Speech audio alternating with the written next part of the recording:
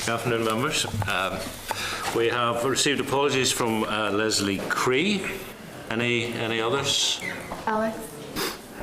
Apology, not a late arrival. Yeah, Brenda, a late arrival, Jimmy, you think? Yeah, she'll be here. She said she was on her way. This is the last text. So. Okay, we've got our further consideration of the LCM and the childcare payments bill, members. We're looking for agreement today, if possible. We'll get a briefing from departmental officials on October monitoring. And in closed session consideration of our NIPSO Public Service Ombudsman bill. That includes a research paper which gives us an update on cost implications.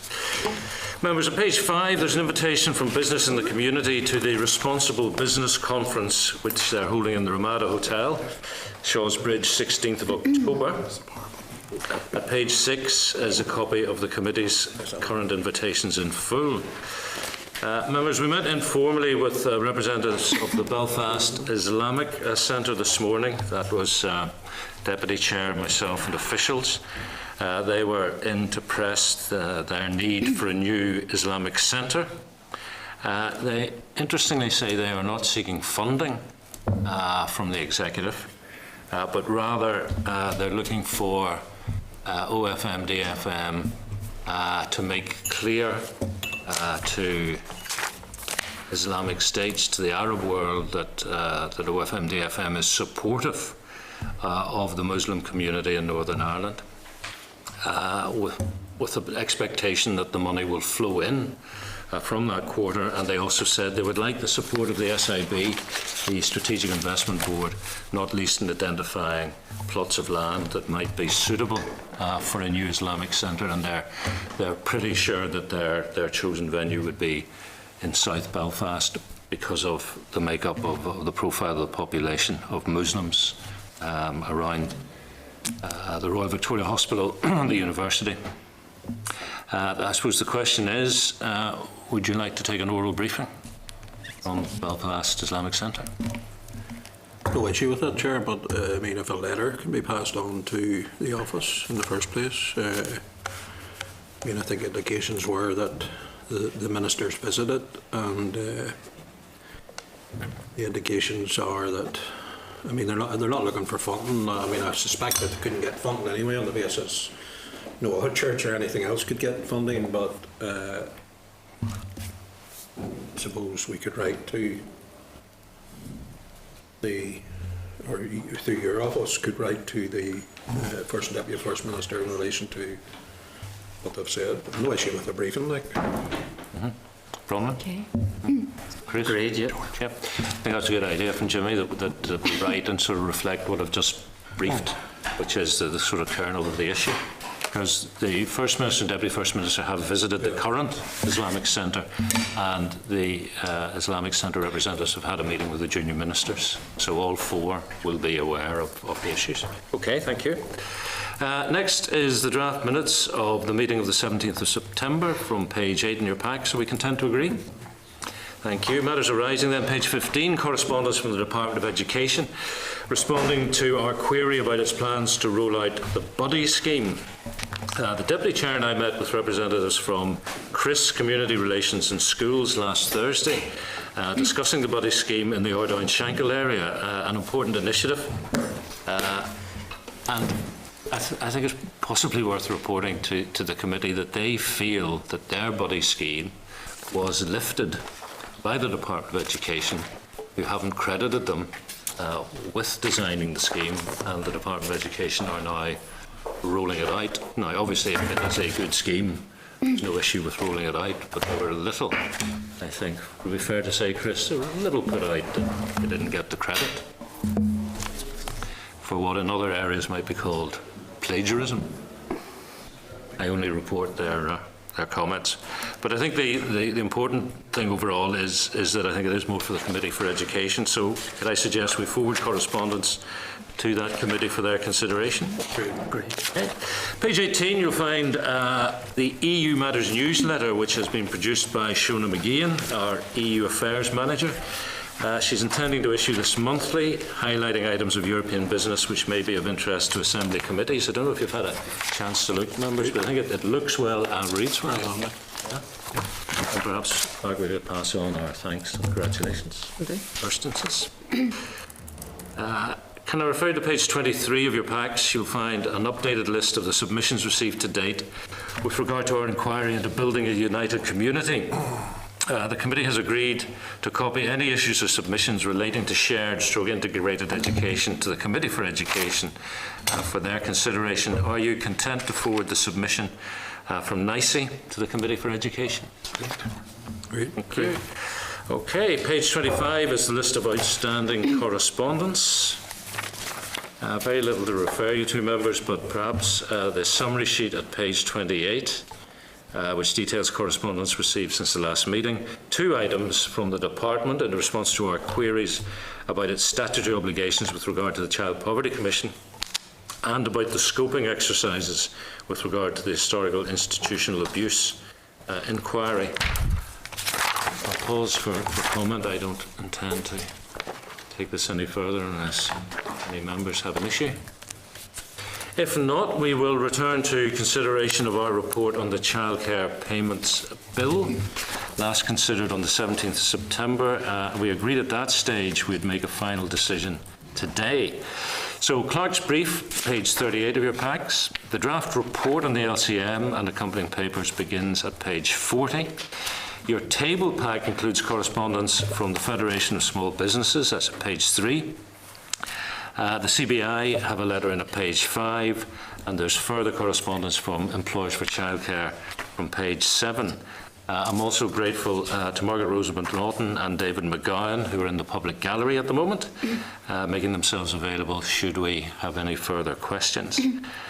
Members, we had a useful meeting with junior ministers on Monday, and I thank those members who represented the various parties, and I would also like to put on record thanks to the junior ministers for making themselves available and for the quality of the exchange, which I think was first class. So, members, I am taking it, I'm assuming, I'm hoping we are all agreed that if we don't bring forward the LCM, the current childcare arrangements will fall in the autumn of 2015, and there will be no scheme available to any of our citizens, and therefore I'm assuming that we do want to bring forward the LCM. I think the other caveat on it is that, given the fact that we know that there will be some losers, but it sounds like they're at the high end of the tax scales. Well, the junior ministers did suggest that while they're not entirely sure who will be less well off after this change and how many people will be in that category, their kind of best guess, and it might be a bit stronger than a best guess, is that it is the 40% taxpayers. Well, I think the important thing as well is we need to bear in mind, I raised it at the last meeting, was the fact that there's a lot of people now coming into the scheme that cannot get into the scheme presently. Yeah. Those who are self-employed, etc. Yeah. So, other than that, we don't have any issues with it. I think it's important, Chair, that we are, engaging with all stakeholders to identify those gaps. And just on the back of Jimmy's point, I mean, I am talking to women out there who pay £800 a month, and for whatever reason, their employers will not run with the childcare vouchers. I don't know why, so I think it is important thereafter that we are engaging with all the stakeholders to identify, the gaps, which will obviously be in line with the childcare strategy. And I think it is a point well made that you cannot avail of the current scheme unless your employer is prepared to get involved, whereas under the new scheme it's a straight relationship between the family and the Treasury. Absolutely, yeah. Now, just on the theme of employers, members, as I mentioned, we've received 2 letters from groups who represent businesses, the CBI and the FSB, who have several thousand members in the small business sector, which is nearly the entirety of our private sector. And they are making the point that because of the way the current scheme works in terms of national insurance contribution, savings, that it's going to could cost up to £13 million to the local private sector. as an assembly, as an executive, we always say that the economy is front and centre of everything we do. So I don't think we can just ignore the fact that there will be an implication for the private sector. And I think it's regrettable, and it's probably one of the symptoms of why it was regrettable that this has come to us so late, because we're only getting representations from these business organisations weeks after we passed our deadline, our original deadline over the LCM. Chair. Yeah. I'm just about content to allow the legislative consent motion to proceed on, and that has been the view of most of the people that the committee has consulted with, on the grounds, as you say, that childcare assistance would fall if that doesn't happen. But I don't know how it can be worked into reports, or whether it's for me to make these comments when the LCM is debated, but I would be making the strong caveat that some people have already mentioned, that serious concern at the wholly inadequate nature of the consultation from OFMDFM. They failed to consult this committee, the public, working families, childcare organisations, and, as you've alluded to, businesses. And I think the point is being made that whilst it will simplify access to childcare assistance for many people, there will also be certain profiles of parents and guardians who will be less well off under the new arrangements. I totally disagree that with this narrative that is being developed, that it's only going to be parents in high tax brackets. There's a wide range of profile of parents, from parents who are maybe have one person in part-time situations and are trying to access a certain amount of childcare in order to spend time with their children at other parts of the week. That narrative is false, and I'm happy to get details to make sure that I respond to it in a robust manner. Children over 12 are going to be ruled out as a result now, and as you've said, businesses that have participated in the existing childcare voucher scheme are going to experience significant lost savings as well.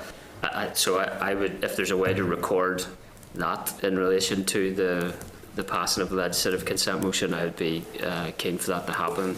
Otherwise, I'm happy to emphasise those comments myself as well.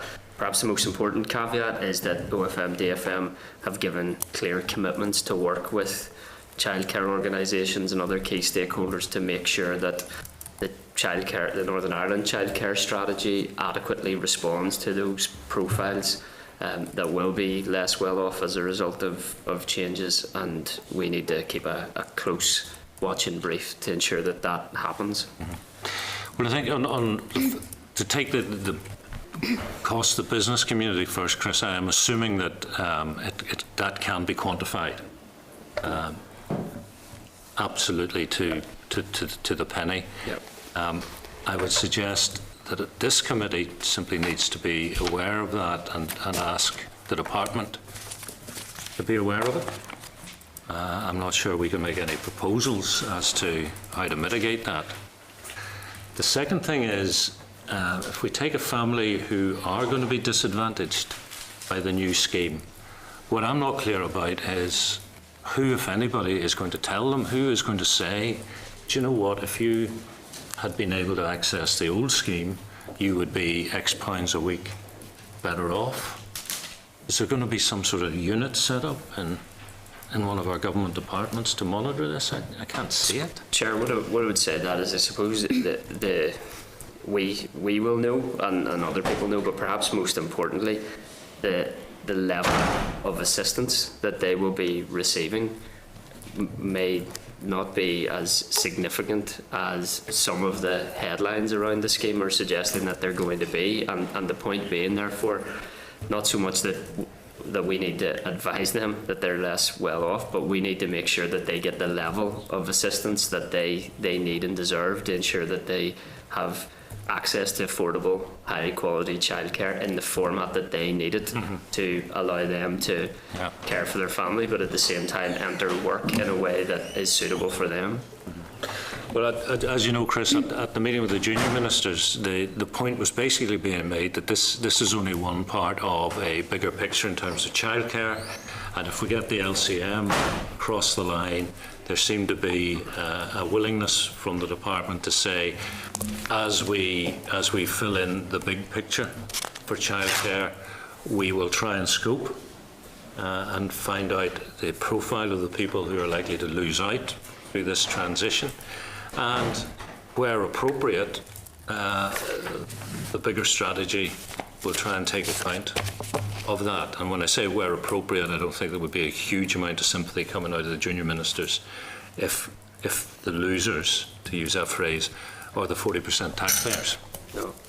They wouldn't be the number one priority, let us say, in terms of the big strategy. Working families that need assistance. Chair, can I also put one other quick thing on record as well? In the meeting, there's to preempt a developing narrative that the existing scheme has in some way failed. I think it's worth putting on record, having worked with some of the organisations closely, like Employers for Childcare, for example, the huge efforts that successful social enterprise has made to promote and publicise that UK-wide scheme to working families across Northern Ireland and to assist them to avail of one of the only sources of childcare assistance that has been available to them over the last 10 years plus. I think it's important that the work that they have done is recognised and not forgotten in relation to this issue. Mm-hmm. Mr. Spratz first, and then Mr. Atwood. Well, I'm quite happy. I've had to say, if Alex wants to come in first, I'm happy to come in after. Thank you. We know from the leave application granted this week to the CAJ in relation to the failure of OFMDFM to bring forward an anti-poverty strategy. We know that FMDFM too often is a place of inertia, not a place of decisive outcomes, and we've multiple examples of that. And therefore, whilst I not resist this going to the floor of the chamber, for now I reserve my position on it, because whilst there were some good words said at the meeting with the junior ministers, I would take those with a bit of a pinch of salt. And therefore, what I want to hear and see between now and the LCM on the floor is firm commitments and timelines and work programme whereby the numbers will be scoped out. Those who might be viewed as potentially to suffer disadvantage. Confirmation about where HMRC is in relation to all of this. The technical work done to ensure that in the event that a decision was taken to have a bespoke scheme for Northern Ireland for those people who were going to be disadvantaged, that the technical work in that regard is undertaken. And a timeline when all that will be done, which I think should be Christmas, because what I'm worried about is that this will go back into OFMDFM, it will be subject to inertia, and by this time next year, when the current scheme ends for new entrants, they'll still be all up in the air. And I think that's probably not unreasonable, given the many issues that are up in the air in FM and DFM, to the point where the court grants a leave, approves a leave hearing. And I want to see and hear all that between now and at the LCM debate in the chamber. So, whilst not resist the LCM going forward today, I want to see this tied down, because my sense is, I hope I'm wrong, my sense is that we could end up in a situation where a hard proposal in respect of a bespoke voucher scheme for here, for those who are to suffer disadvantage, that mightn't be taken forward, and other interventions to deal with other groups that are disadvantaged mightn't be taken forward either. And arguably you could end up with the bizarre situation that monies could be surrendered. Because at the moment there's unspent monies when it comes to childcare. You could end up with a bizarre situation that unspent childcare monies are surrendered. And then we'd all look pretty foolish. So whilst I note the more encouraging words that came at the meeting during the week, I'd like to see that all in writing, tied down and spoken by trade ministers. Well, I think given the history of it coming through this committee, a good debate in the chamber is all the more necessary and welcome. Jimmy, do you? Well, just a couple of points.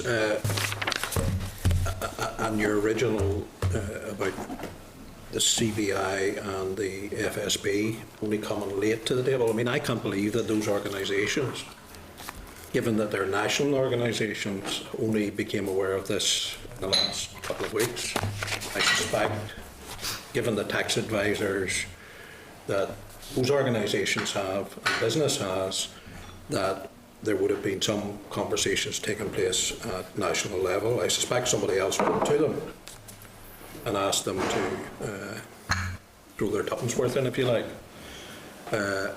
But the issue is this, and I go back to the point in relation to the many people who will benefit from the whole issue. The people who will benefit will be the self-employed people who couldn't get into any scheme before. And let's not, I mean, that is a very large tranche of people, and they will be advised. Most of those people have accountants or tax advisors, given that they're running their own businesses on a yearly basis. So they will be advised in relation to any benefits that they can get through the HMRC scheme. I mean, I hear what Alex is saying in relation to money not being spent, but for what we're talking about in this, unless I'm wrong, and Mr. Atwood's able to tell me I'm wrong, all of the money that we're talking about in terms of this particular scheme, both the voucher and the new scheme that's proposed, is coming from Treasury, and it's not part and parcel of the Northern Ireland Block Grant. So, but I agree with him entirely in terms of any money that might be available in terms of the childcare strategy. Yeah. That's property, and that's what the official said. And I think that needs to be. I didn't ring you this time, by the way. You know, I think those things do need to be. We need to monitor that over the next period of time, and I don't disagree with any of that. And are you happy about that aggressive intervention from Mr. Mudry's telephone? He possibly was recording me to report me back to headquarters. No, well, I think in fairness, Alex, he is referring to the 12 million that's in the childcare budget rather than this scheme, which is Treasury money, in addition to the block grant. Well, members, I think we have exhausted it in terms of this committee. There are kind of two sections to our LCM report. One is in your pack, the other is in table papers. So if we could start with the pack at page 40. Paragraphs 1 to 21, and those are effectively factual paragraphs, a factual account of our consideration of the LCM and proposals to date. What we've discussed when we've done it. So can we agree, including yourself, Alex, can we agree that? Do we need a proposal on that? In other words, We need a proposal? No. This is section here. all right. So it's just dates and times. Where we're maybe having a bit of a divergence then is when we go on to the final paragraphs. So you go to table pack page 13 and 3 draft paragraphs which will replace 22 to 23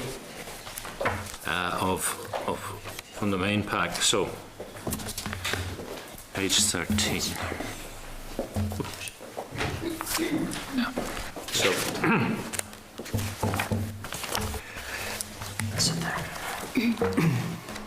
and at the bottom, members, of paragraph 24, I suppose this is the one that to highlight. The committee therefore agreed at its meeting today, 1st of October, to support the legislative consent motion to extend the provisions of the Childcare Payment Bill to Northern Ireland. However, the committee strongly recommends the Department undertakes a scoping exercise to identify the categories of people who will be disadvantaged under the new scheme and, where appropriate, ensures that their needs are addressed within the wider childcare strategy.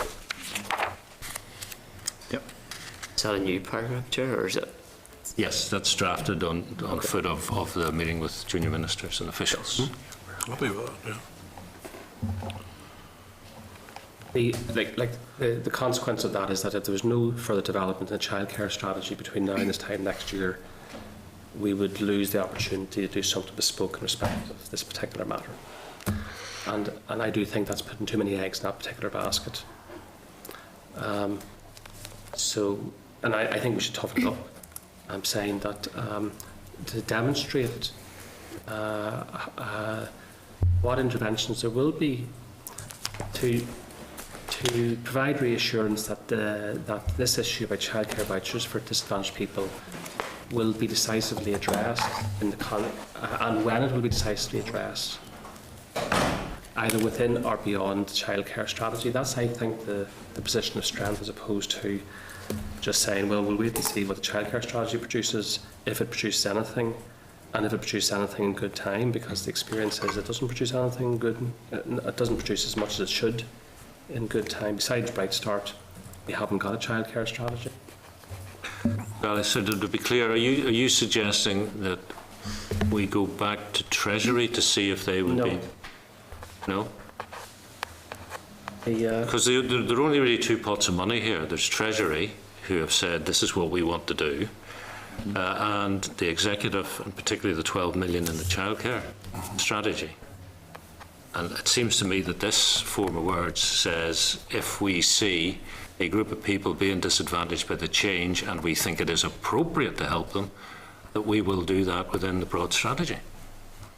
It comes down to this. My own preference would be to add words at the end of that paragraph to say, or otherwise, and to bring forward proposals by January or February of next year. So, under the new scheme, and where appropriate, ensures that their needs are addressed within the wider childcare strategy, or otherwise, and this is done. And to bring forward proposals by February of next year. It's the only way we're going to Define otherwise? because it might be that You define otherwise, that's the question I asked you. there might be no further developments with respect to childcare strategy for all we know. Well, I mean, that's always yours, you know. Yeah, but if it can be done with a childcare strategy, fine. If it can't be done with a childcare strategy because there isn't any further developments, then let's not throw the baby out with the bathwater. I'm happy to support that. Or We're not otherwise. happy to support that, Chair.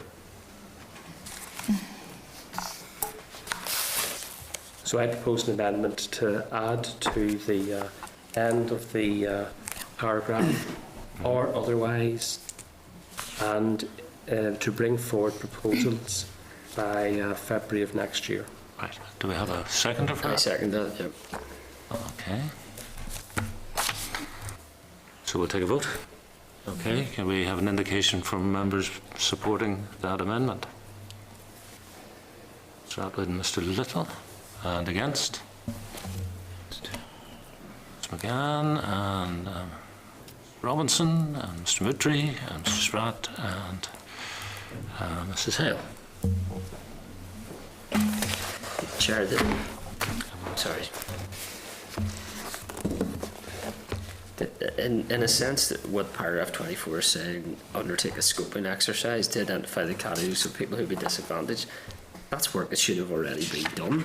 We've said earlier, well, Jimmy, Mr. Spratt has earlier said that FSB and CBI should have known about this.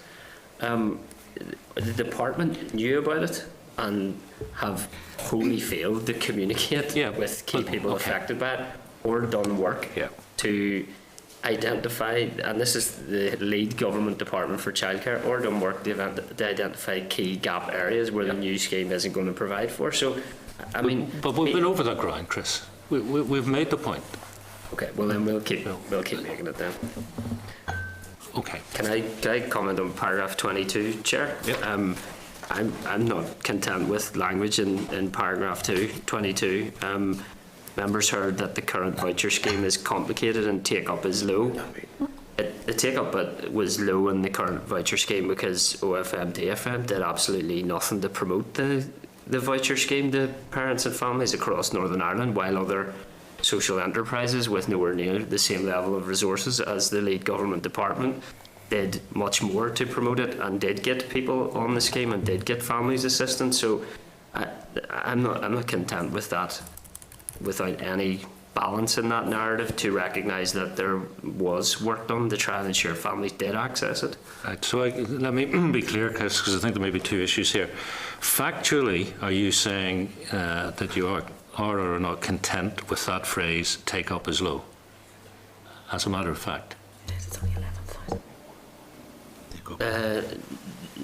I know I'm not content with it in terms of it. Take up could be higher, but there's no explanation as to why or the work that needed to be done in relation to that. Because the second point is whether you want some sort of narrative to explain why take up is low, but I have to know whether you're content with take up being low as an accurate description. There should have been more work done to ensure more people were aware of it. And so are you saying that, are you contesting that the take up is low? No, I'm not. Right, okay. But so now you're saying you want to put a narrative in to explain why take up is low? Yeah. Yeah, wow. Okay. Bronwyn? Chair, I think just on the back of Chris's point, it's important that we ask ourselves as elected reps what we have done in terms of PR ways locally. I know for myself as the MLA for Fermanagh South Tyrone, the statement was carried in the papers that the take-up was low and encouraging people to get more involved in it. Don't know if it actually made a difference, but we have a duty as well as elected reps to, in terms of our PR on this. Yeah. Happy to provide evidence to the committee if that's what's being requested. It's just a comment, Chris. I agree with the point, absolutely. We all have a role to play.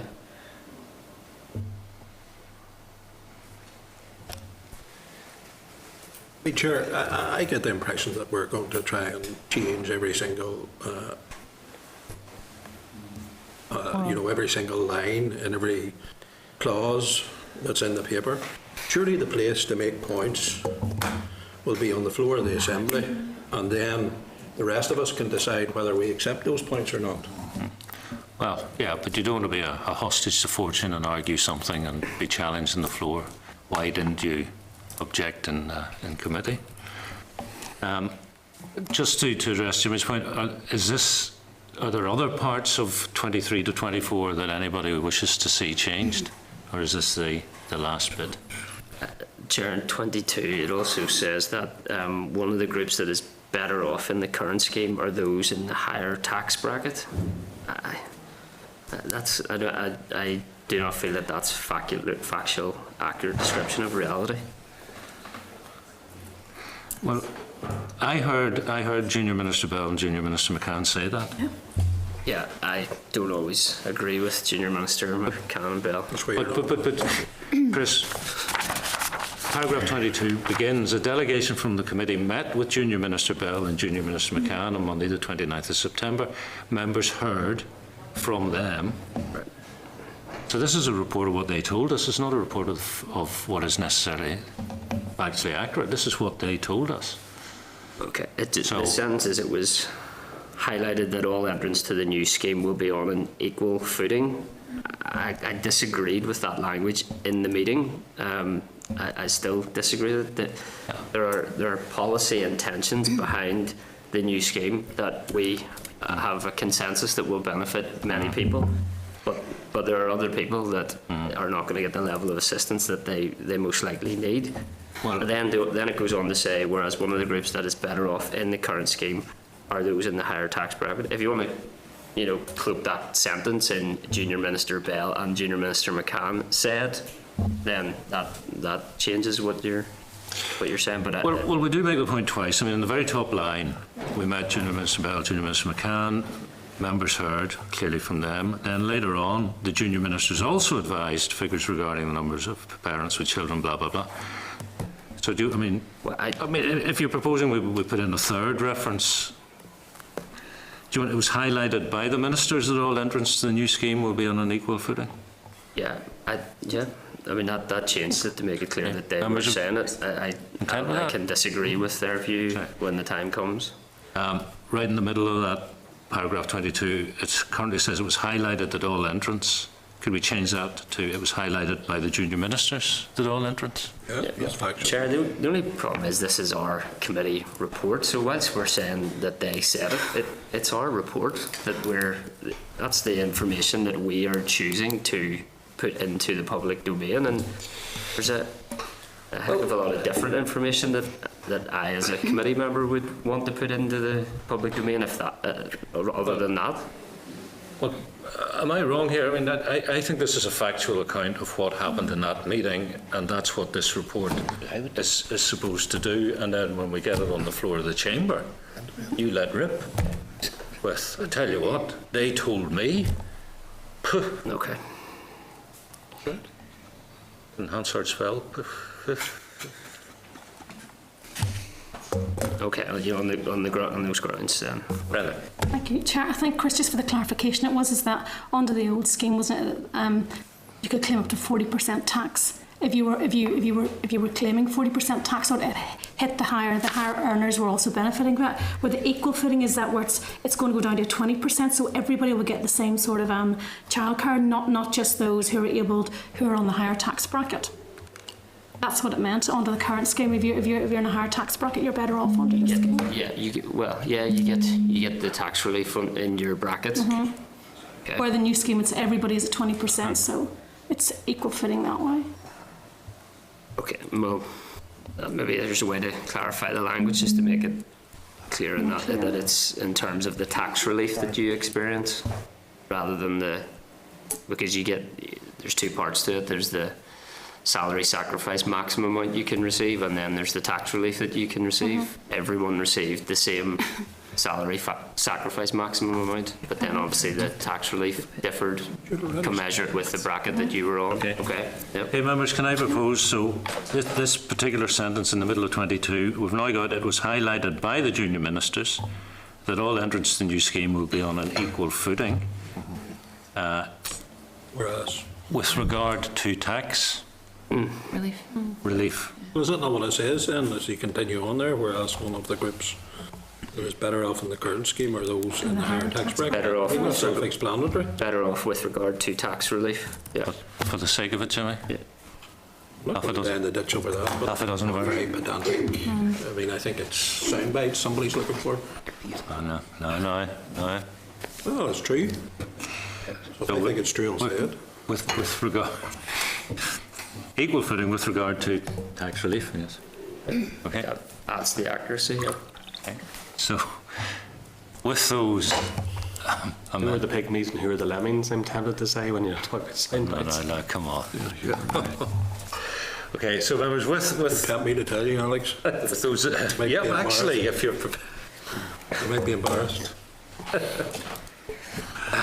With the agreed changes to 22, are we content to adopt this as our report on the LCM? Yeah. Agreed. We don't need an official vote on that, do we? No. Okay, members, thank you very much. Can I also ask, at page 14 of your table fact, there's a list of the appendices to the report. Are we content to approve the appendices to the LCM report? Agreed. Agreed. Thank you, George. Right, members, we are now due to receive a briefing on the department's bid for October monitoring. Papers were received at 11:59 a.m. today, a minute before noon, and they're at page 135. Oh, sorry, no, they're not. They're in table packs. What are you meant to do? Table papers from page 16. 17, 16. Page 16 onwards.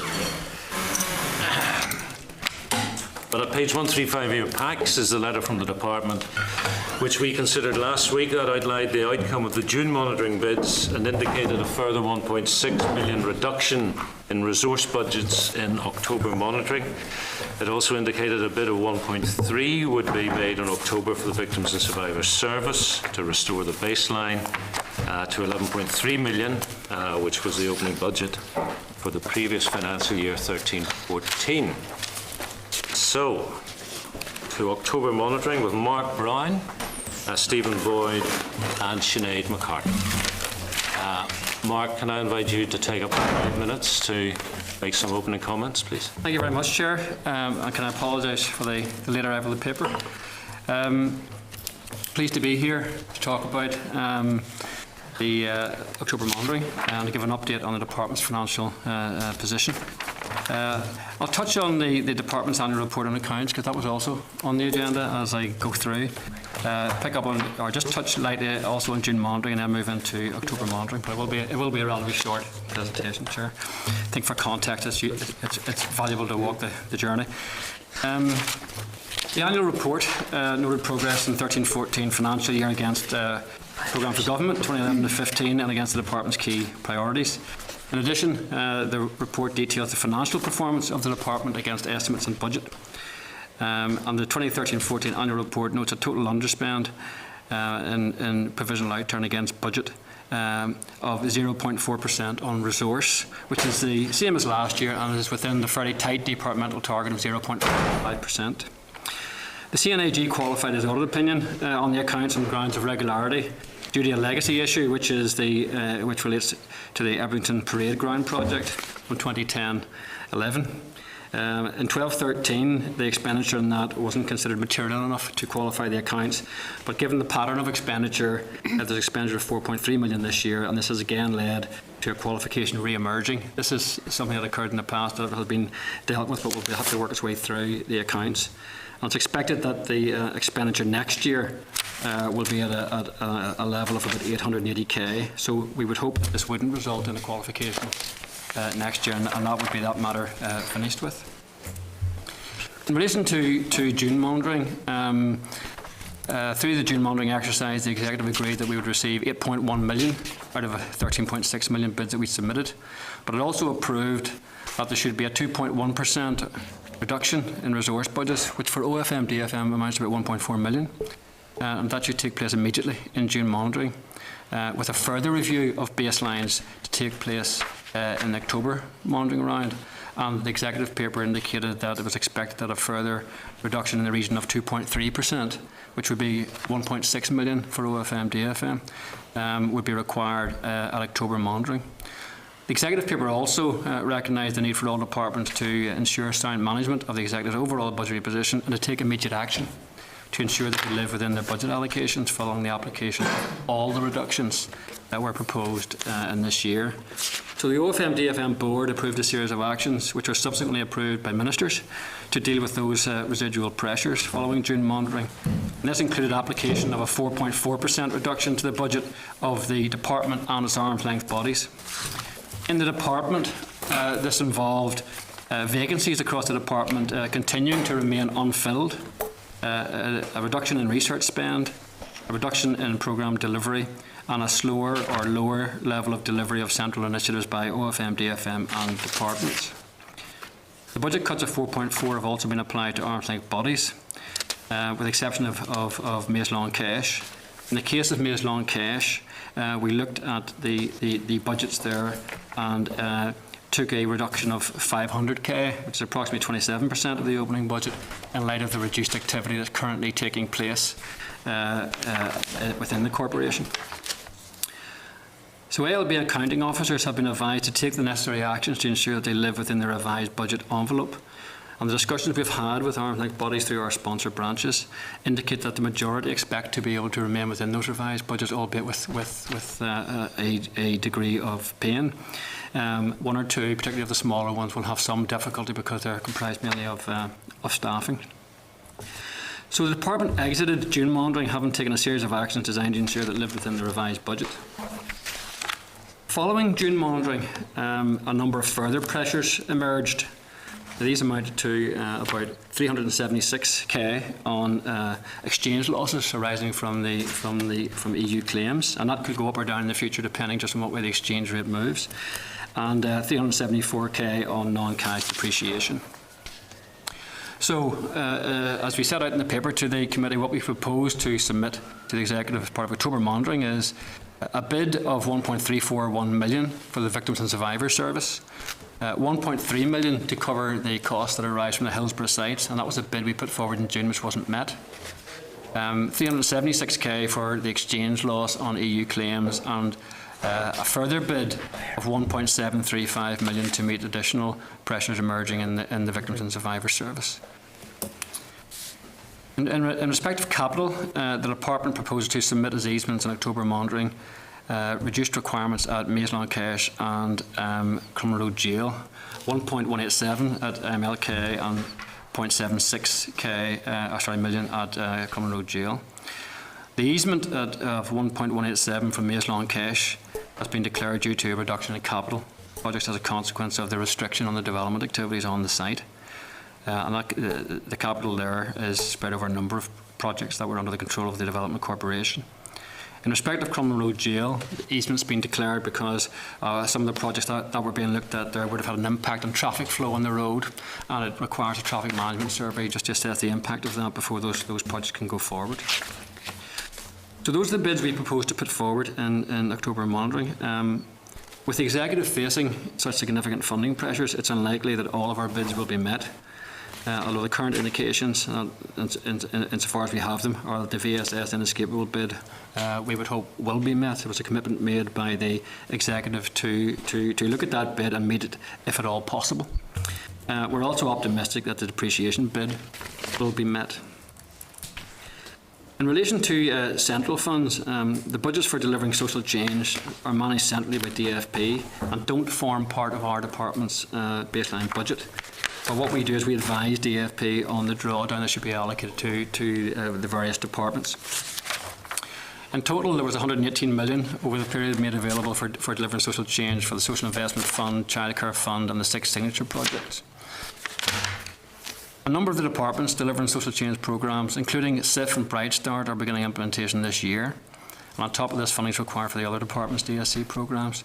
So we are bidding for an additional £6 million of resource through June monitoring. We did bid in June monitoring for 6 million. This bid wasn't met. As part of October monitoring, we've gone back to departments and asked them to revise the pressures they feel they have in those various central initiatives, and they've identified a pressure of 6.65 million resource to enable the SIF signature programmes currently in delivery and for ministerial priorities in respect of play and leisure and Bright Start to go forward, along with those projects that relate to other departments.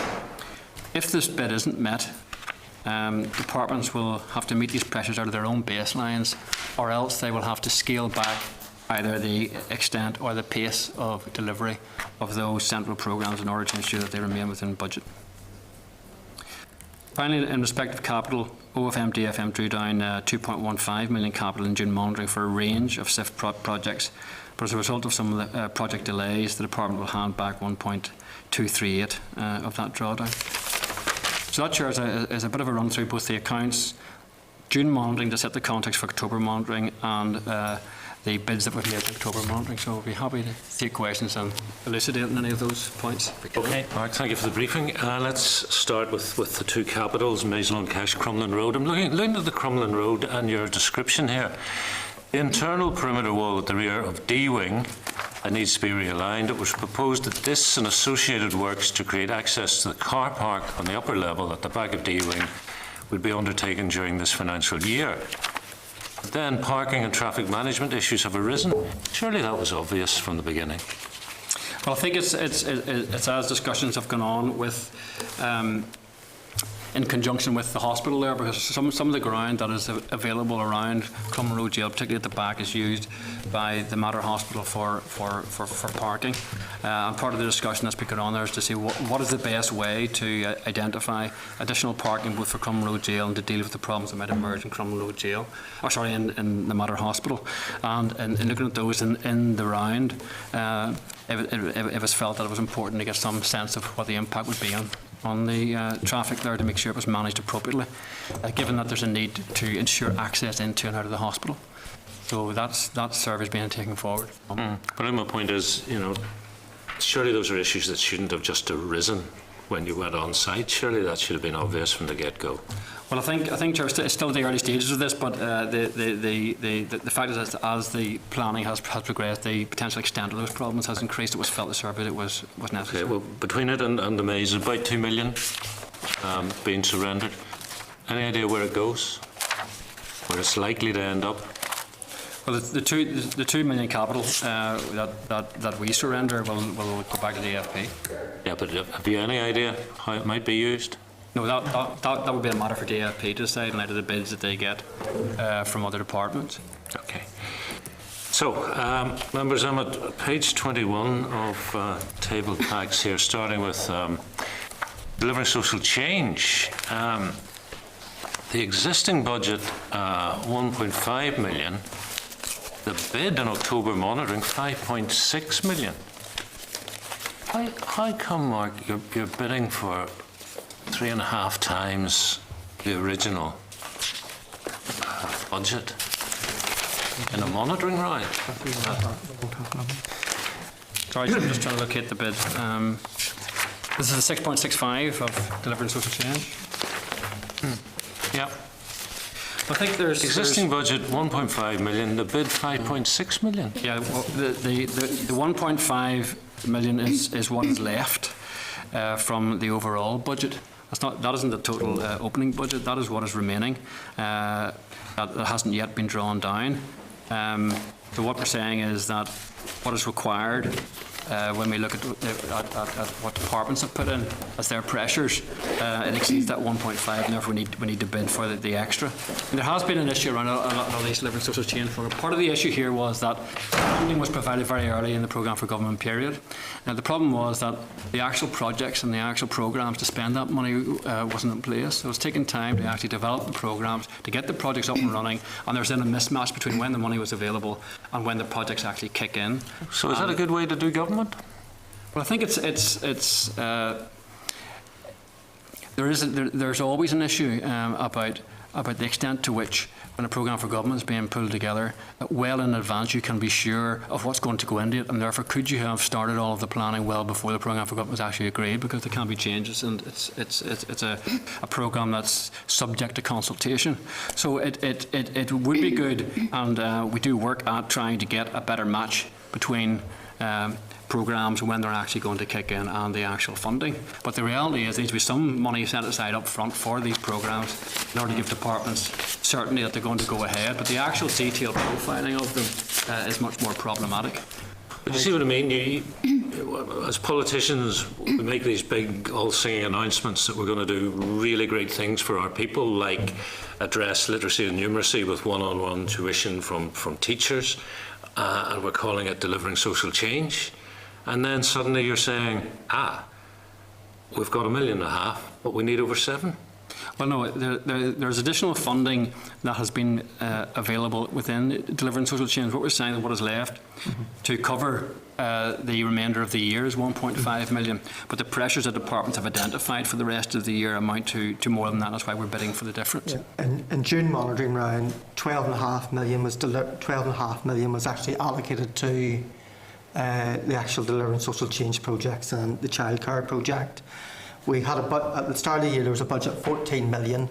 12.5 million was allocated in June, and there was only 1.5 million left in the pot in October.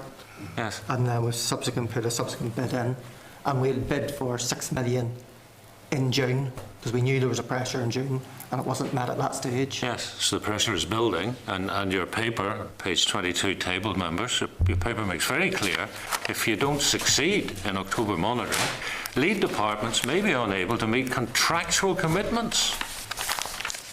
Well, we would hope that wouldn't be the case, but there's always Of course you'd hope it wouldn't be the case. There's always a risk. And what departments would seek to do in addressing any commitments that they've entered into is to meet statutory and contractual commitments in the first instance. See, the consequences include it's also likely there would be negative press too, right? Well, I mean, I think the key point here is that we have asked departments to look at their pressures, to identify how they would live within the budget if the bid isn't met, and to try and address those kinds of issues that are set out in that bid to make sure that contractual commitments and other inescapable commitments can be met. That's part of the natural sort of budget management that would go on in departments. Looking at the other, the 7th signature project, Play and Leisure.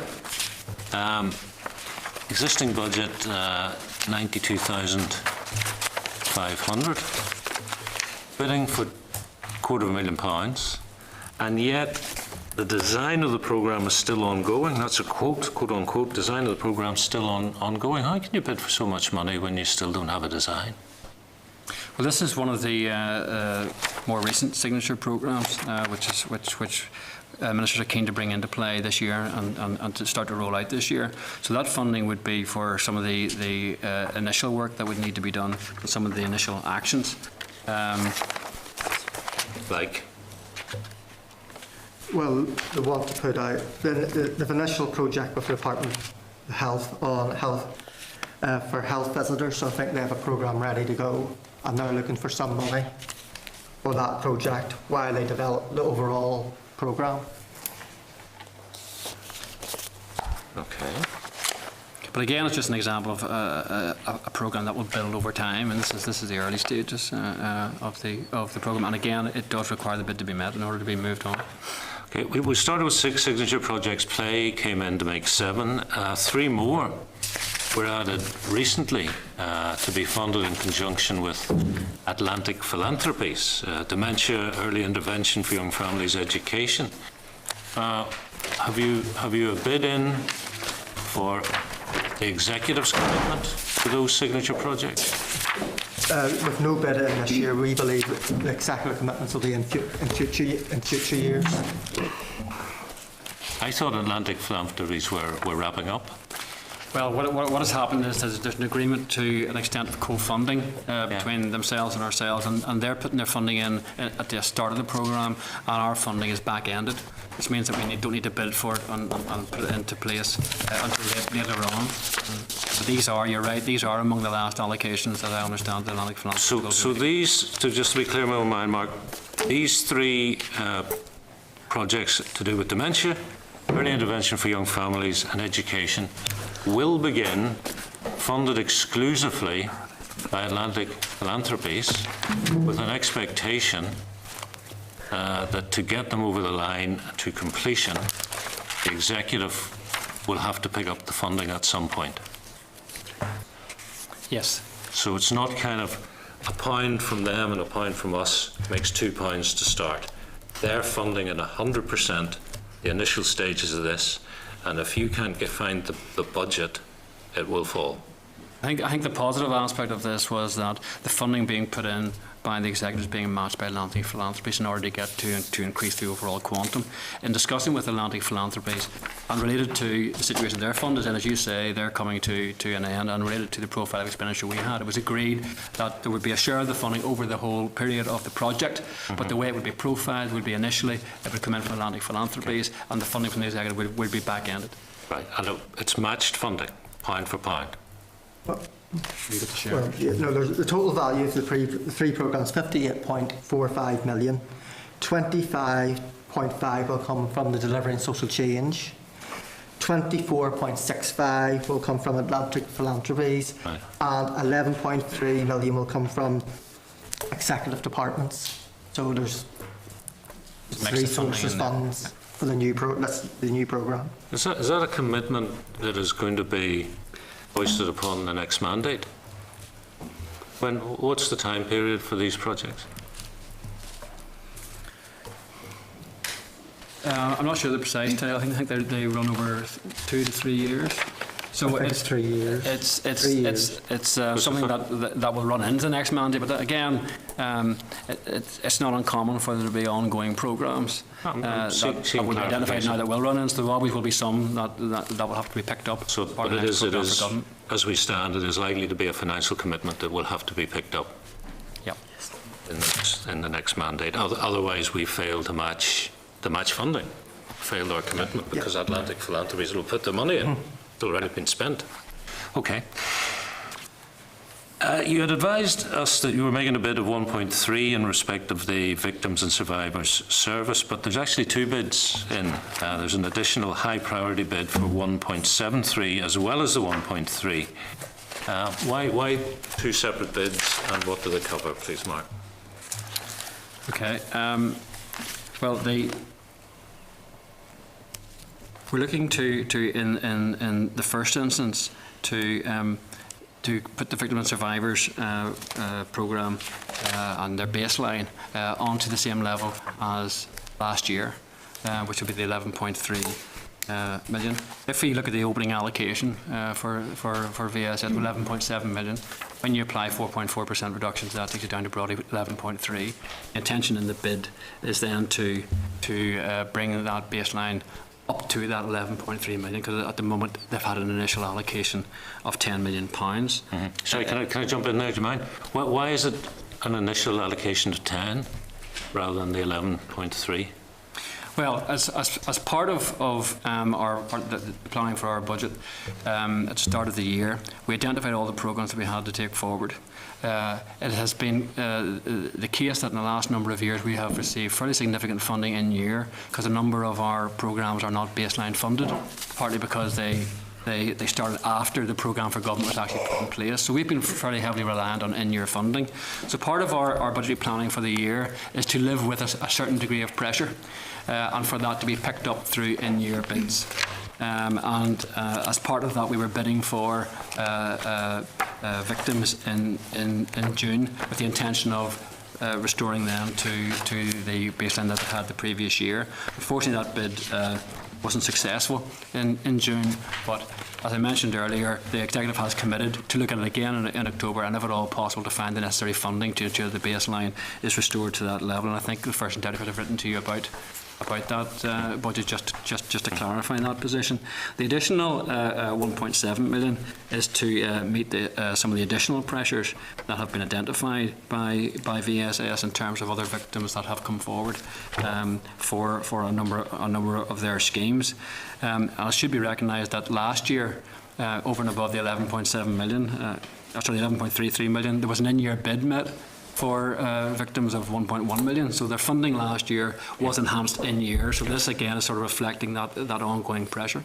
I mean, I understand what you're doing. We use lines like that there's internal pressure which we pick up during the year. I think in another way there was a pressure felt by victims and victims groups who didn't understand and no reason why they should, how this all works. What they saw was victims groups putting in bids for money, being told that they ticked all the boxes, they met all the criteria, but they still weren't getting any money because there wasn't money to give them, which is not a good place to be. Well, as I say, there are pressures across the whole range of our budgets, and some of those are in the most high-profile and difficult areas, which includes VSS. So we have made that initial allocation of 10 million. The full expectation of ministers is that through October monitoring, they will get the bid met. And I think the Executive has been as firm in that as it could be without actually granting the money in the last paper, saying if at all possible they would find the 1.3 million as necessary. So that's kind of an inescapable bid. Yes. That's put forward by us as what we deem to be an inescapable bid. And what exactly will that go to do? Well, that will go to making sure that the various schemes can be put in place, that the funding out to victims groups can be sustained, and it will enable some further support, depending just on how the costs run through. Will enable some further support, hopefully around respite care and perhaps on the education side. But again, that will depend on the extent to which the VSS is able to constrain costs and manage its budgets. Just looking at that, then this is by the way page 26, the tabled members. This is the 1.341 million. In the brief description of bid, up at the top is running costs. Victims and Survivors Service forecast a budget of 1.994 million on running costs this year. That's £2 million to run the Victims and Survivors Service. And efficiencies have been fine, but here are the efficiencies. Ceasing staff training. Ceasing training for groups.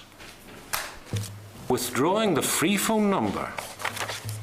Withdrawing further public adverts of schemes.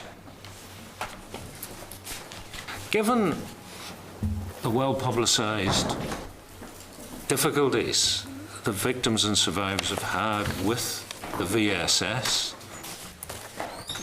is it a good idea to cease staff training?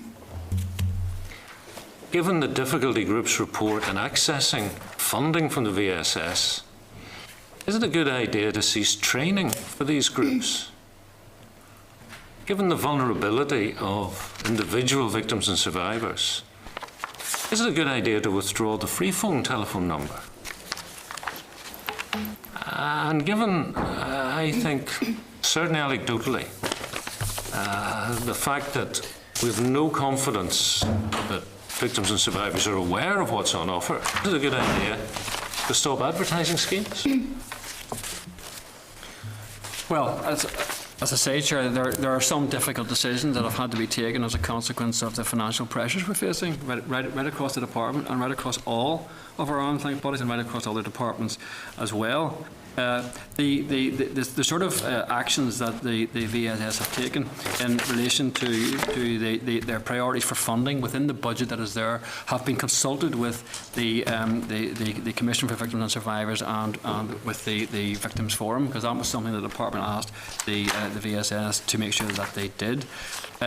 In relation to some of the particular points you made, we recognise that there have been some difficult decisions that the VSS has had to make to stay within budget. What we've tried to do is, where possible, to provide some additional assistance. For example, in relation to the telephone calls, a number of these telephone calls are now being handled by NI Direct.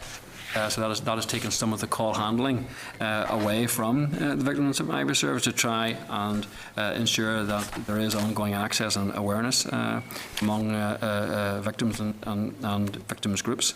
And I'm sorry, and I know you're really here to discuss the finances, and you know this is maybe for a different official, but frankly, if you're a vulnerable victim and you're trying to phone the Victims and Survivor Service and you can't even get through to them, you have to go through NI Direct.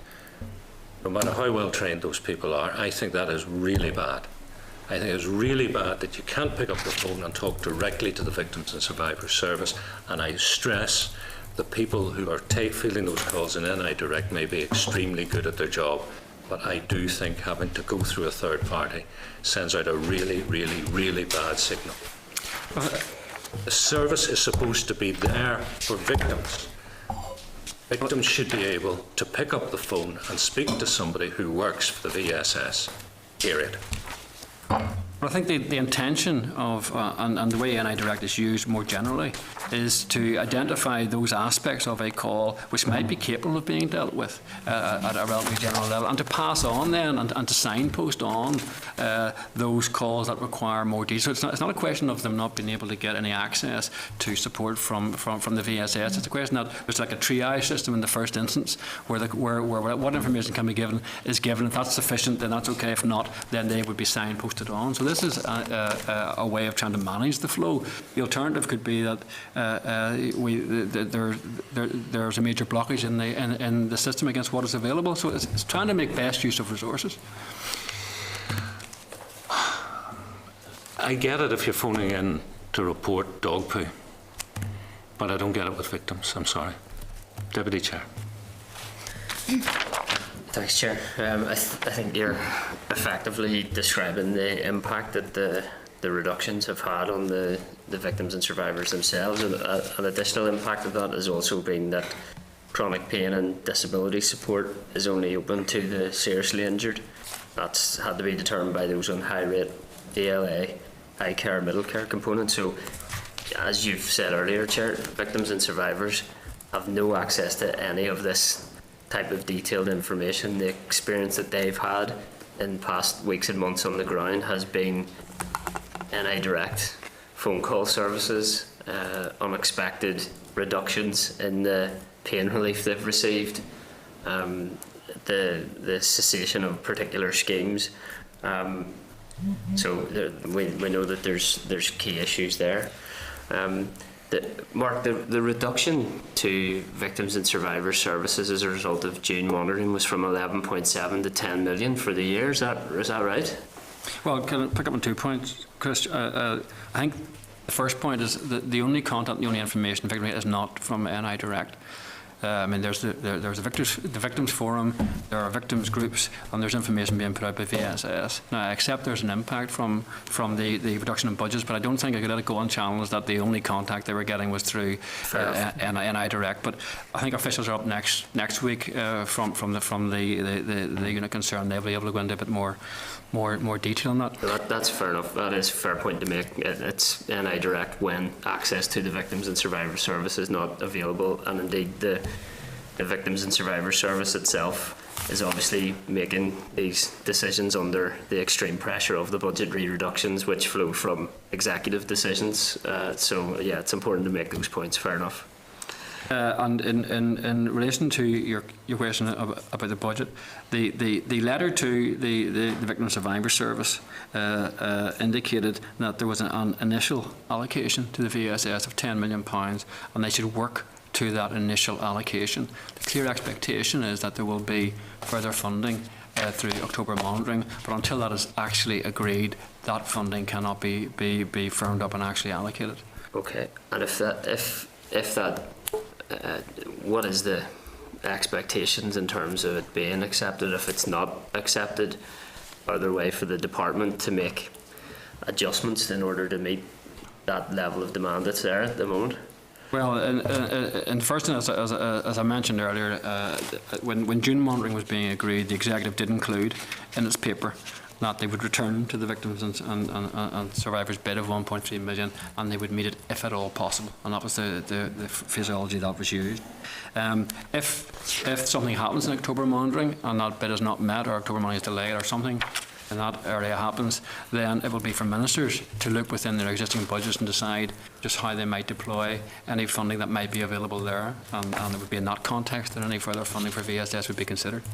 Okay, in the June monitoring round there was a bid made towards Build United Community of 4.7 million and an award of 3.5 million. Can you detail what that 3.5 million is going to be spent on?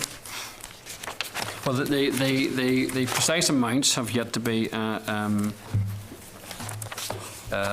announced, but the areas that funding would go towards would be the Central Good Relations Fund, urban villages, a number of strategic interventions, race hate interventions, Community Relations Council Pathfinder scheme, and some funding for TBUC staff costs.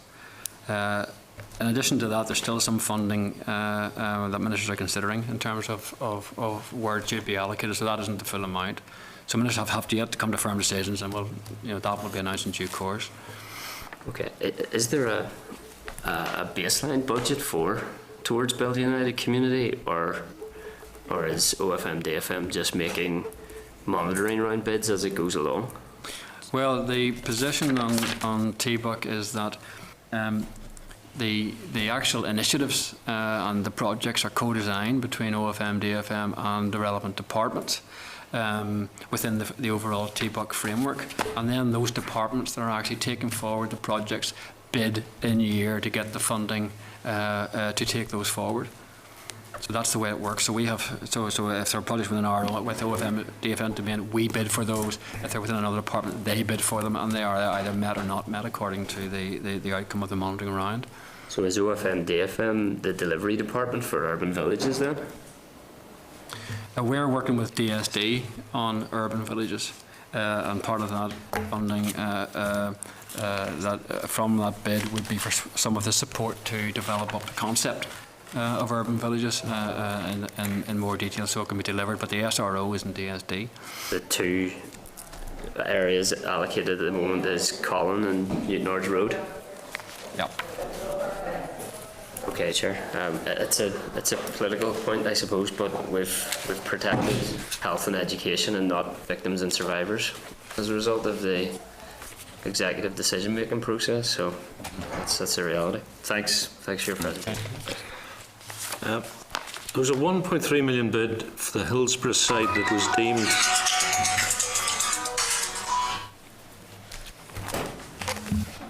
soon as you mentioned Elizabeth site, MI5 go nuts. There was a 1.3 million inescapable bid for June monitoring for Hillsborough, not met. It's back in again. What happens if it falls a second time? Well, these are a mixture of costs we simply have to find because they are charges on the department and other costs that we want to incur in order to develop the sites or sell the sites. So, for example, some of those costs relate to basic running costs. Shackleton, we're pumping out the site, maintaining the pumps, where there's security around the site. Similarly for the other sites. So those are just a pressure. Those ones that are totally inescapable that we have to meet are a pressure on our budget. And that's why I said at the start of the year we have to overprogram to some extent because all those costs aren't met. Because those sites came across after the PFG and the funding associated with it was agreed.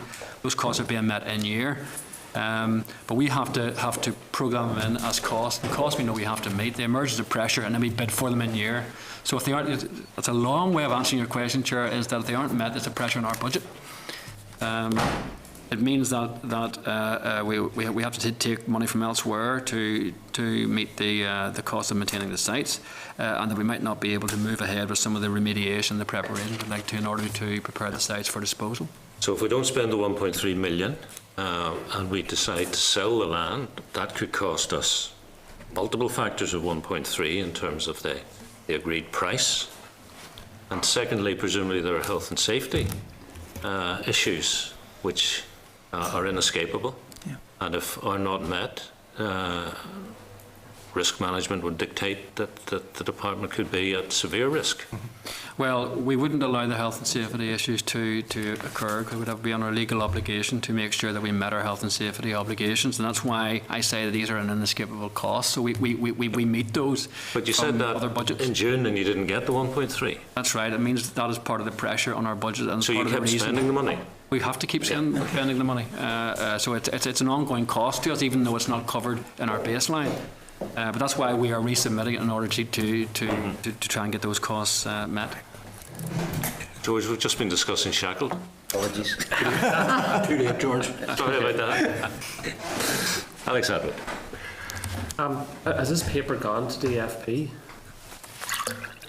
Sorry, the October monitoring paper? It'll actually goes tomorrow. And when did ministers sign off paper? Well, they signed off on this paper to come to the committee today. We will take any comments or anything that arises from this, and then get the final submission into DFP. If anything emerges that would require any sort of a change. Without labouring it, getting the paper at 1 minute to noon again isn't good enough, but that's probably out with your responsibility. But in the week that's in it, and the months that are in it, when there's all this dust being thrown up about monitoring papers and pressures and overspends and reaching budget lines and all, I think that this would be one occasion when you had been given a bit more early warning about the paper. Is there? Can you give us details of this? Not now, but in the paper, of all contractual commitments that have been entered into in respect of both SIF and delivering social change.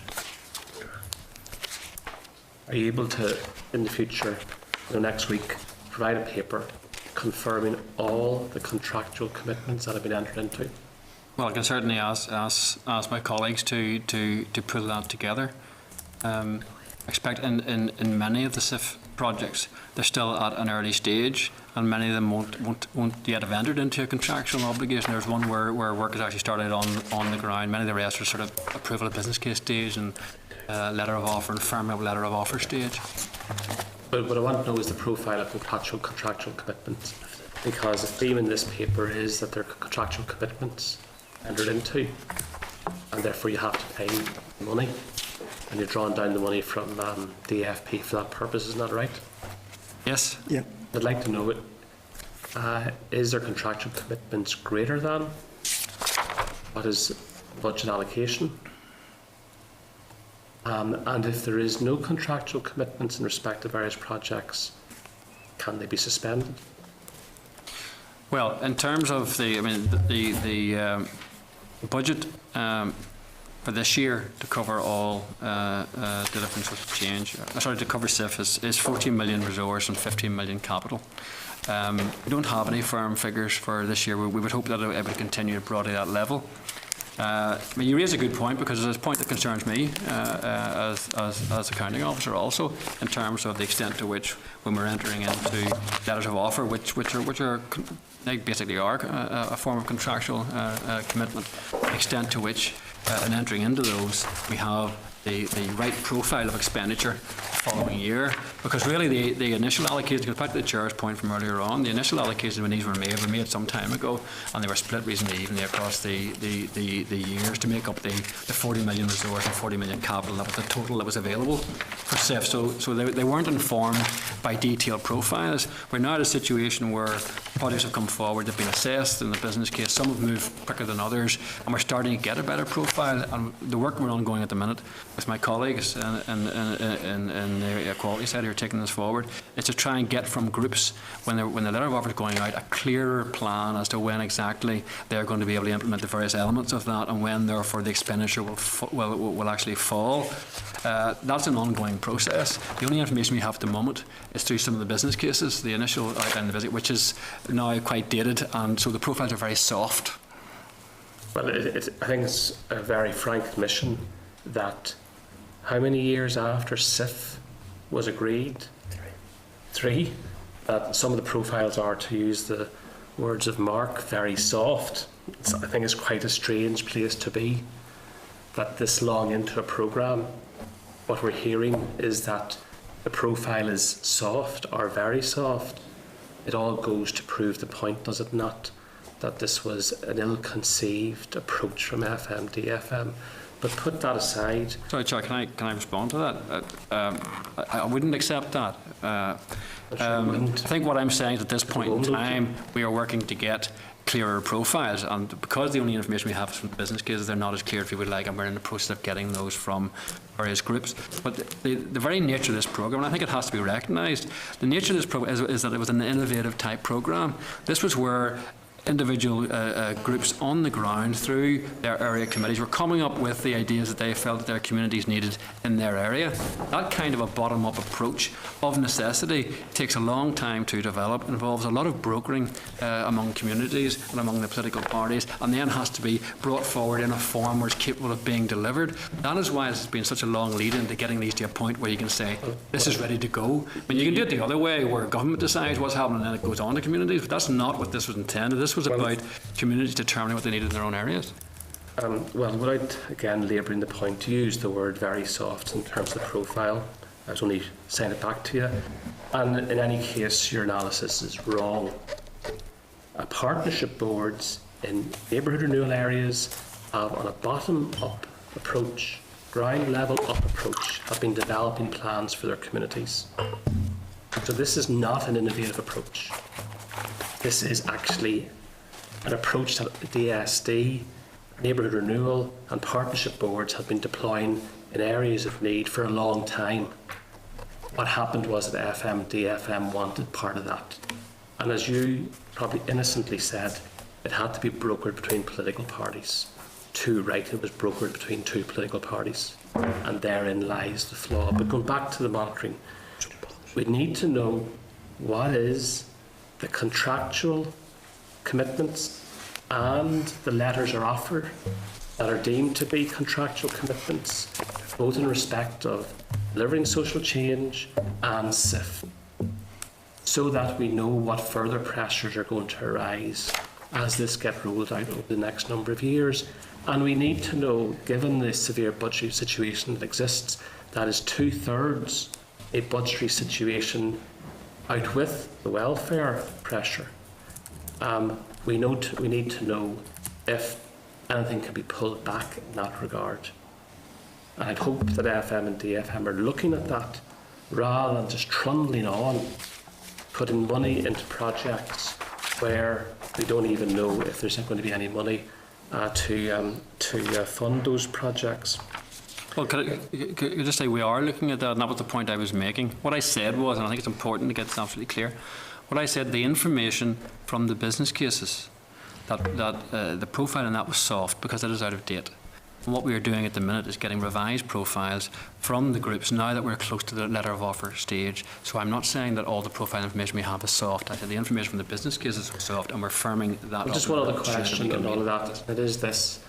Are you discovering that, say, when it comes to SIF projects, that what was anticipated to be the spend is actually lower than what is proving to be the spend when a contract has been entered into? Well, it's too early to say at this stage because, as I said, there have been letters of offer are being firmed up, and I said it's through those letters of offer and the plans that come in with them that we're getting a better idea of the extent of the costs and what is going to be delivered around those.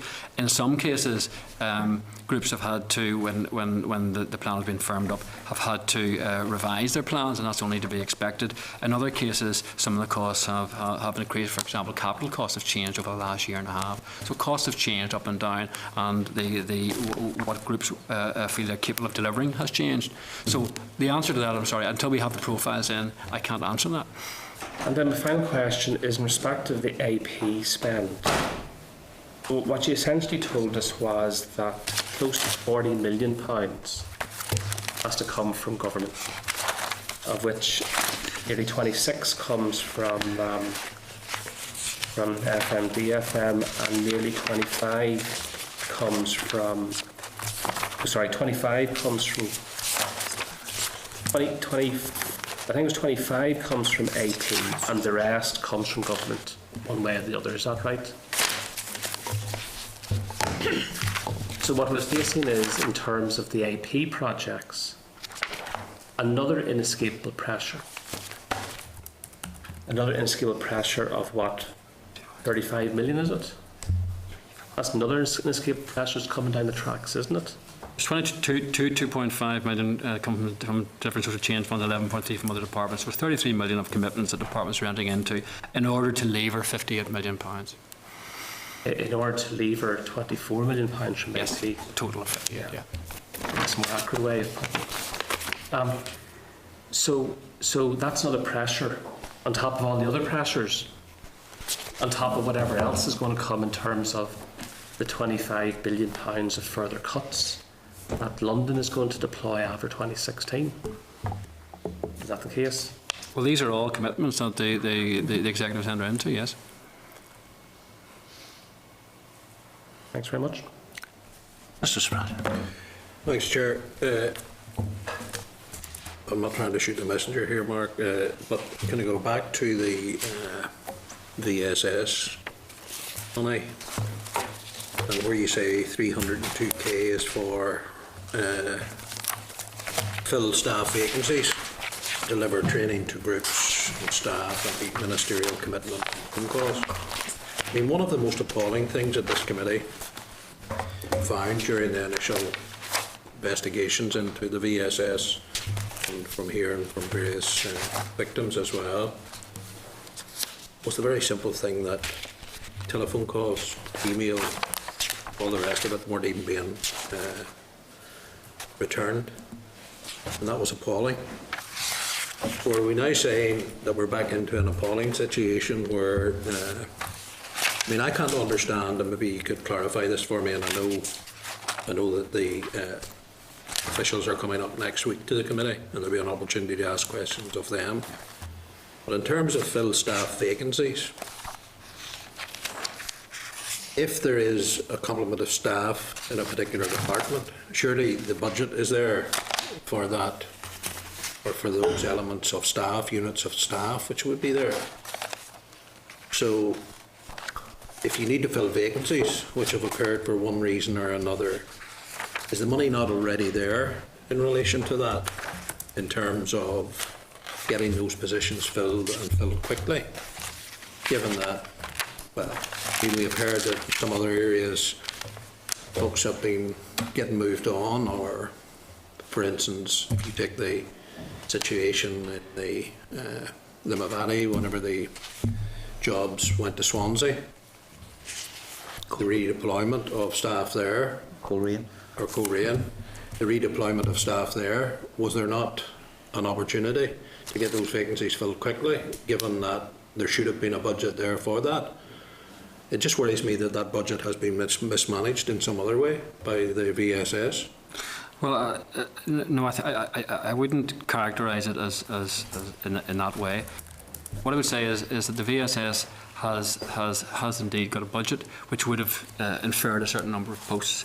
They've been asked to make savings, the 4.4%, and indeed, because of the pressures they're trying to face across a range of areas, they've tried to look even beyond that. So, a number of the actions that you would take is when vacancies occur that you decide whether it's an essential post or not, and whether you're going to fill it, and whether that can contribute towards a reduction in spend.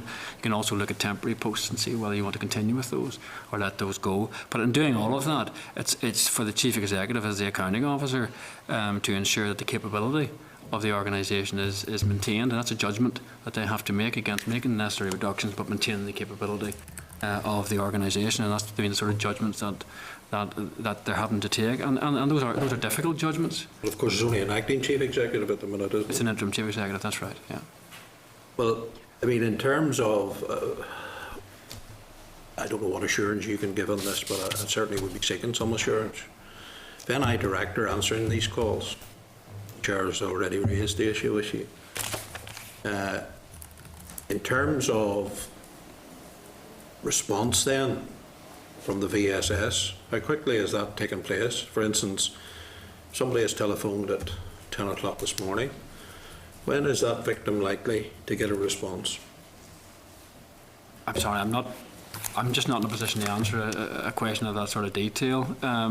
That's something that I think is more appropriately picked up next week, because we're really dealing with a higher level finance on it. Well, certainly from an OFMDFM point of view, it was an absolute commitment in terms of folks being answered in a very timely and proper manner. Yeah, and in terms of all of these things, I believe that remains a priority for the service. That was almost a quick fix in terms of being able to sort that out, and in fairness to the department, that was sorted out very quickly in terms of rectifying the problems there. I'm just worried that we're slipping back to a situation that we were in before. But we certainly not want to be slipping back to that situation, and it's a question for the VSS of making the best judgment they can about how to maintain that service as best they can with the pressures they face. Maybe to give you some other reassurance, I mean, we have, albeit that we have to apply these reductions to our arm's length bodies, we have tried to give some support to VSS, and we have placed in a grade 7 accountant to help out, for example, for 4 days a week, in light of the fact, as you say, the interim Chief Executive is acting up from her own position. And we've also put in another finance officer. So we're trying to provide what support we can from the department to ensure that the service is able to continue to deliver. Well, in terms of that 302k breakdown then, given its staff training, staff and training of staff and groups, what's the breakdown in that figure? What's the staff figure in terms of that 302k? Can you tell me that? No, I'd have to come back to you with the detail of that. It'd be helpful to know that for next week, Chair. Could that be done for? Yes, we'll try and get that breakdown. Okay. Thanks. Thank you. Roland. Thank you, Chair, and thank you for your presentation. Just regarding the SIF projects and due to projects delays, how much money was returned or handed back, if any?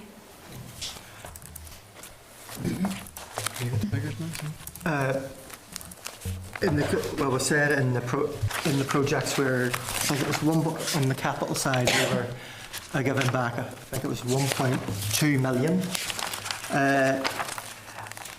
At the present time, and we're looking at there's a possibility we might have to give £500,000 resource back, but we're looking at that at the present time. That it's not in the monitoring round at the minute, but there's a possibility of £500,000 resource.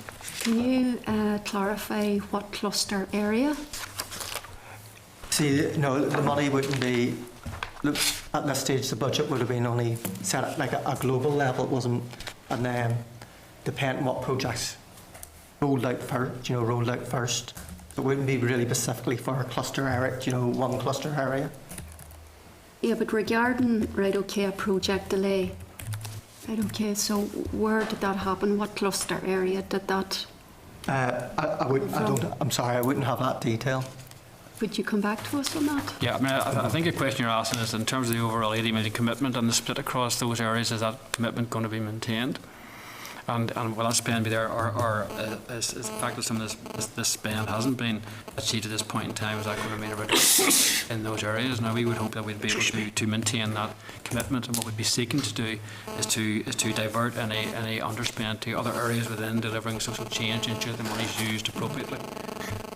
So it would be using this and using it for something else than DSE in order to maintain the spend that was indicated for each of the cluster areas, so that when the project come forward, the funding is there for them. Right, okay, so for example, in the southern zone, if there's a project shovel-ready sitting at number 7 on the list, and obviously it was the money was awarded to the first 5 projects, then if due to project delay, could that money then move on to another project that is shovel-ready?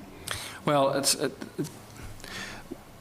what we will have to do is to remain within the allocations that have been made for each of the zones, and those priorities have been ascribed by the steering groups. Yeah, but I'm talking about project delays. No, I understand. But what we would have to what we'd have to be able to do is, in discussing with the steering groups, to agree that if any projects were moved up and done slightly earlier because they were slightly further advanced, that didn't do damage to the actual priorities that had been agreed, and the projects weren't coming in that were perhaps not in the top priorities for the group, because we have to respect the priorities being established by the steering group. But those are the sort of things that we are looking at to try and ensure that we match the spend that's been set out for each year in terms of the current capital against the progress each project, the various projects are making, because the progress in different zones is at different rates, and trying to manage that is part of the challenge that we're facing.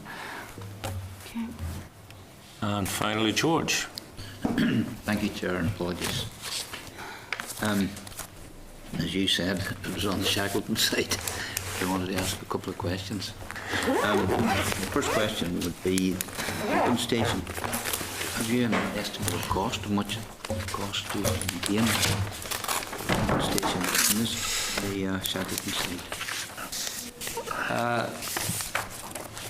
haven't got that detail, because my recollection, George, and we will firm this up for you, is that Shackleton in overall terms costs somewhere in the region of 500k to maintain over the year. That would be pumping and maintenance and security, all the various elements of that. But we can get to the breakdown, so you know what the actual would be pumping included in element is. that. The pumping station would be included in that, yeah. Right. The other question was what revenue was generated from a farmer's market that was held there recently in the last few weeks. Maybe you don't know that, but there had been a farmer's market. No, I wouldn't know that. A full weekend. I wouldn't know who the revenue generated. Do you mean the revenue generated for the site or for the farmers themselves? For whoever. Well, I can ask and see if we have any knowledge of that. But I think normally there's access is provided to the site for those kinds of activities. But I can check if there's any revenue generated for the site. It was fairly well attended and yeah, very, very, very successful. It's a very useful facility for the local community up there. And is there anything on the horizon from anyone, any uptake on the site itself? Well, as you know, we went out for the soft market testing. We got a range of proposals back, and what we're doing at the minute is discussing with ministers how best we can take this forward in order to dispose of the site in a way that allows some of those proposals to come to fruition. So we're discussing with ministers, and we would hope that a way forward would be agreed fairly soon. There's no date yet, but there's no firm date as yet, fairly other than we're keen to make progress as quickly as possible, because there's an ongoing cost to us in maintaining the sites, and we'd like to get them disposed. And we want to see them as well coming into productive use of value to the community more widely, as well as the local community. The sooner the site is occupied, the better financially. Absolutely. Yeah, absolutely. I would encourage that myself. Support that as well. Yeah. Okay, thanks very much. George, Mark, Stephen, Sinead, thank you very much indeed. Appreciate it. Members, as is evident, a significant number of members are under time pressure today, so what I'm going to propose is that we do not go into closed session on the Northern Ireland Public Service Ombudsman's Bill. Could I ask, though, and I'm not looking for a yes or a no, I'm just neutrally inquiring, in terms of the latest draft bill at page 147 in your packs, does anybody wish to propose amendments, or can we sign off on that without a discussion? We're content. We're content, yeah. 147. So, content here, content. Chris? Yeah. Alex? And we are content. Right, so we're content on that. On tabled, do you want to Just with write the into the... caveat that I heard earlier on regarding the two policy proposals that we opposed. Yes. You remain opposed? Yes. And will do? Yep. As and when it reaches the floor? Yeah. No problem. Table packs, we had drafting instructions, revised complaints procedure and amendments by way of Section 84 of the 1998 Northern Ireland Act. I think perhaps the most reasonable thing might be to suggest, members, that if you have any issues with any of those three papers, that you make Roisin aware of that in the Bills office before the 15th of next month. That gives you a couple of weeks. Is that reasonable, rather than try and force an agreement in too tight a time frame? I appreciate that. Thank you very much. Therefore, that just leaves the forward work programme, which is at page 140. And in the absence of comment, I will ask if there is any other business. If not, members, we meet on Wednesday the 8th at 2 o'clock here in room 30. Meeting adjourned. Thank you very much. This is room 30. That's my last meeting, yeah. Is this your last meeting? Yes. I'd like to thank yourself and the staff as well for the generous way that you've conducted your business and helped me immensely. Well, George, thank you very much. We're very sorry to lose you. And moving to pastures new. Right. Well, we've enjoyed your company. That's for next week. And we will not let Shackleton or Limavady Please don't. too far out of our sights. Please don't. Who are we getting, George? Who are we getting? Do you? Health. Who are we getting? David McElveen. David McElveen. Well, we look forward. Also, if it wasn't said earlier, condolences to you and your party on the death. George Savage, I appreciate that, Alex. 5 weeks from taking ill to passing away, and one of the original.